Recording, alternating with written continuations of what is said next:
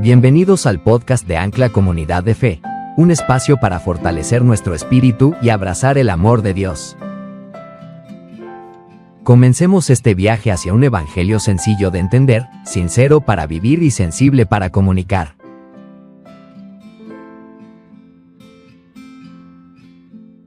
La historia de David y Goliat es de aquellos relatos tan fascinantes que se terminó convirtiendo en una referencia obligada para la vida de todos los seres humanos.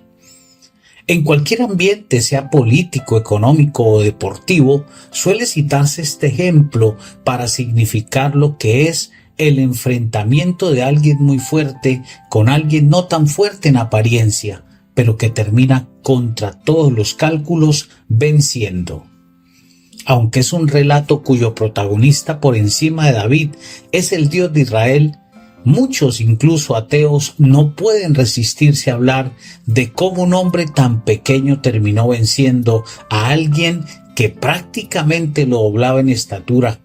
Y no solo eso, sino que Goliat era un hombre preparado en las artes de la guerra, estandarte del ejército filisteo, mientras que el hijo de Isaí no pasaba de ser un insignificante pastor de ovejas que escasamente sabía qué era el campo de batalla, porque de vez en cuando iba a visitar a sus hermanos que eran soldados del ejército de Israel. Sin duda este pasaje de la Biblia, seguramente de los más famosos, es de aquellos que han dejado en lugares de excelencia al Dios que tenemos los cristianos. Volverlo a leer y meditarlo indiscutiblemente es envolvernos en una atmósfera de lo que es la verdadera identidad de aquel que ha decidido vivir por fe y colocar su vida en manos del único y verdadero Dios. El pequeño David seguirá siendo el símbolo de lo que es la verdadera grandeza de un hombre de Dios. Le invito a tomar la Biblia y seguir la lectura conmigo en el capítulo 17, versículos del 37 al 40 del primer libro de Samuel. Dice la palabra de Dios: añadió David: Jehová, que me ha librado de las garras del león y de las garras del oso, él también me librará de la mano de este filisteo. Y dijo Saúl a David: ve y Jehová esté contigo. Y Saúl vistió a David con sus ropas, y puso sobre su cabeza un casco de bronce, y le armó de coraza. Y ciñó David su espada sobre sus vestidos, y probó a andar, porque nunca había hecho la prueba. Y dijo David a Saúl: yo no puedo andar con esto, porque nunca lo practiqué. Y David echó de sí aquellas cosas, y tomó su cayado en su mano, y escogió 5 piedras lisas del arroyo, y las puso en el saco pastoril, en el zurrón que traía, y tomó su honda en su mano, y se fue hacia el filisteo. El tema de este capítulo nos lleva en un viaje muy especial alrededor de la manera como Dios preparó la vida de su siervo David, para llegar a entender aquello de que las verdaderas batallas se ganan antes de pelearlas. En realidad, quien derrota gigantes ya ha vencido en el terreno más importante, donde se dan las luchas más feroces e intensas. Ese lugar se llama el corazón. David se había estado entrenando durante muchos años y había llegado el momento de demostrar de qué estaba hecho. El gran episodio de David y Goliat reveló más que un ejemplo de valentía humana, lo que hay en el corazón.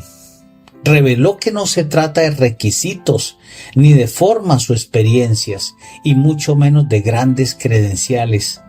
Todo termina resumiéndose en aquello que tanto nos cuesta, y es la sencillez de un corazón dispuesto para Dios. En realidad, David no había llegado a este escenario para buscar cómo convertirse en el héroe de la jornada intentando una hazaña suicida. No estaba en busca de aquella fama y reconocimiento que tanto nos encanta, pero que cuando nos preguntan si nos interesa, la humildad brota por los poros. Tú sabes, nunca dejes de mostrar tu mejor versión cristiana. Tal vez es por eso que esta historia resulta tan atractiva, porque deja por el piso la arrogancia y la altivez de ese Goliat que todos llevamos dentro, porque coge y trapea el piso y demuestra que no se necesita todo eso que tanto dice el mundo para derrotar a los gigantes. Por eso la frase de David en este mismo capítulo, en el versículo 45, se destaca. Dice allí: tú vienes contra mí con espada, lanza y jabalina, pero yo voy contra ti en el nombre del Señor de los ejércitos, el Dios de los escuadrones de Israel, a quien tú has provocado. Pocos sabían en realidad qué pasaba en la vida de David. Allí lejos de las luces, los escenarios y las tarimas. Además de que no fuera que a muchos le interesara tampoco. Si su padre y sus 7 hermanos no lo tenían en cuenta, pues creo que muy pocos quisieran enterarse de lo que este desconocido, este NN, hacía. Pero si algún curioso se hubiese molestado en asomarse a la ventana de David, se hubiese dado cuenta cómo este joven de mediana estatura enfrentaba osos y leones y los vencía. Por eso, cuando vio a Goliat, en realidad, aunque era un gigante, para él no lo era. Era simplemente un hombre de mayor estatura y seguro con más fuerza física. Pero ni lo uno ni lo otro se constituía para David en una limitante para enfrentarlo. Además, había algo que era en realidad el secreto de David, y ese era su Dios. David confiaba con los ojos cerrados en el Dios que le había escogido. En mi humilde opinión, creo que cuando venían aquellas grandes bestias a tratar de tomar por presa las ovejas que cuidaba David, él cerraba los ojos para que Dios abriera los suyos y le diera visión, y así poder ver lo grande pequeño. Claro, no harán falta los Saúles que te dirán: vístete con esta armadura, cíñete esta espada y ve a la guerra, tal como lo quiso hacer con David. Pero ¿sabe? Ocurre todos los días. Los hijos de Dios nos la pasamos echando mano de la inútil sabiduría humana y usando visiones prestadas y repitiendo como loros lo que otros han hecho y les ha funcionado, creyendo que al enemigo se vence impresionándolo con frasecitas o con uno u otro versículo sacado del contexto. He ahí el fracaso de Saúl, diciéndole a David cómo pelear y qué armas usar, pero él era un perfecto fracaso. ¿Cuántas veces pasamos horas frente a un televisor, frente a un dispositivo electrónico, alimentándonos de todo lo que los mesías fracasados venden como nuevo, ofreciendo una salvación que no es otra cosa que el camino más cercano a la condenación? Cuando has peleado tus batallas en lo privado y sabes cuáles son tus propias armas, y aún Dios te muestra cuáles pueden ser también tus debilidades, cualquier cosa que pruebes será solo eso, una prueba. Por eso David, con todo el carácter, tuvo que decirle a quien aún era su rey: qué pena, mi rey, esto no es lo mío. Mi diseñador de interiores ya me ha dicho qué es lo que debo vestir, cómo debo actuar y qué armas debo usar. Él me ha dado un cayado, 5 piedras lisas del arroyo, mi saco pastoril y una honda.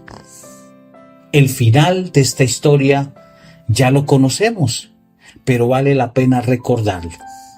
En el versículo 48 y hasta el 50 dice la palabra de Dios: y aconteció que cuando el filisteo se levantó y echó a andar para ir al encuentro de David, David se dio prisa y corrió a la línea de batalla contra el filisteo.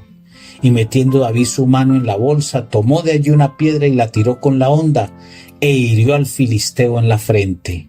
Y la piedra quedó clavada en la frente, y cayó sobre su rostro en tierra. Así venció David al filisteo con honda y piedra, e hirió al filisteo y lo mató, sin tener David espada en su mano.